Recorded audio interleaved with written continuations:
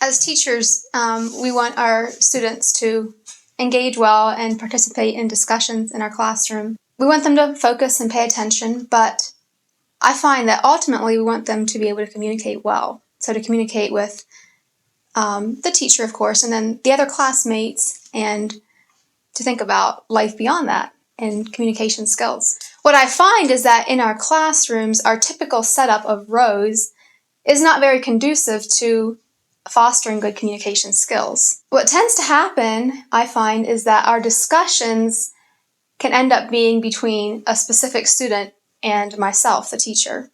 And the other students participate if it sounds interesting to them, or if they really would like to get the work done, then they, try to slip in a few answers, but it's not, they don't feel accountability to participating in the discussion that's happening. So something that I did this past year in my classroom was I would have a poster on the wall that would look something like this, and I would remind them to STAR.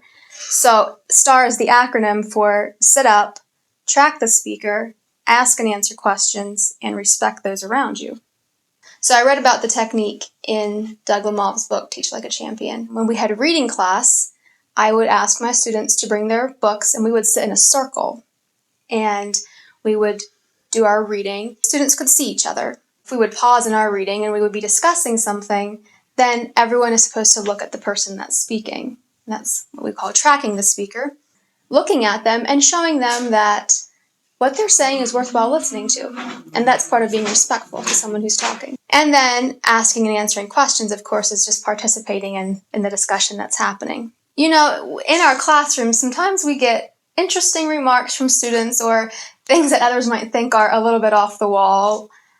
Respecting just involves listening to them, maybe even if you disagree with them. It doesn't mean you can't voice your opinion otherwise, but you listen. And something that we can work on is when students have things to say, they're sitting there with their hand up, and it's all about my hand and what I want to say.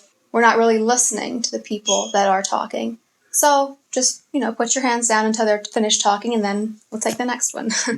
So last year when I used the STAR technique in my classroom, I had 18 students.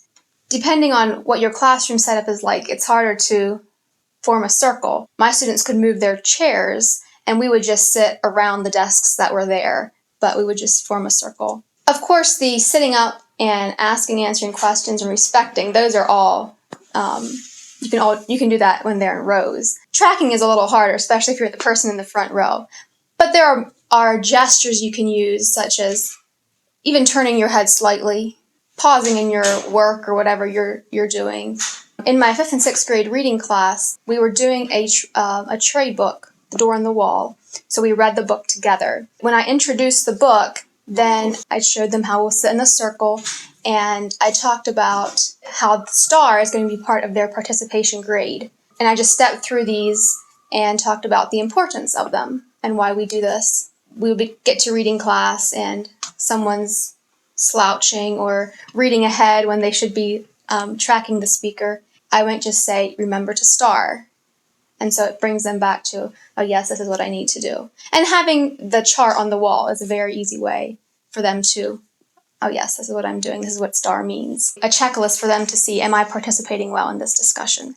It didn't revolutionize my classroom or my discussions, I would say, except that just the factor of sitting in a circle where we can see each other, I don't know, it does something to the environment. We're reading this story together, and it becomes, we're experiencing it together in a different way than if we're sitting in our typical rows.